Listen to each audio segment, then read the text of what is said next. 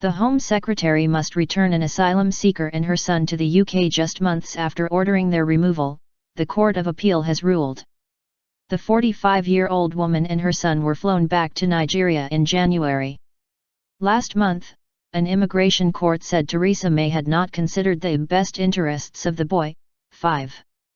Meanwhile, a chartered flight that would have returned 59 asylum seekers to Afghanistan was aborted after a last-minute court order. Flawed decision.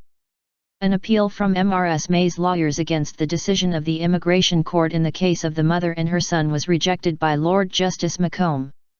He said it was impossible to conclude that the decision was wrong in principle. The appeal hearing in London was told that plans were in place to fly the pair back to London on Thursday.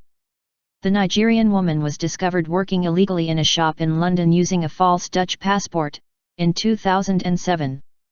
She applied to stay in the UK and said she had been in the country since 1991, but her application was turned down. The woman then claimed asylum in 2010, saying she feared persecution and ill treatment in her home country. By then, she had given birth to a son.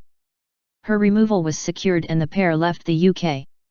But the Upper Immigration Tribunal ruled last month that the Home Secretary had failed to take into account the impact on the boy or mental health problems suffered by his mother, and the risk of that degenerating in the Nigerian context.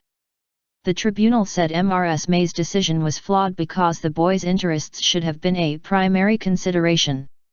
On Tuesday night, a Home Office flight that would have taken asylum seekers to Afghanistan was cancelled after lawyers for some of the men successfully argued the country was no longer safe. The men would be at risk of serious harm if forcibly deported, they said.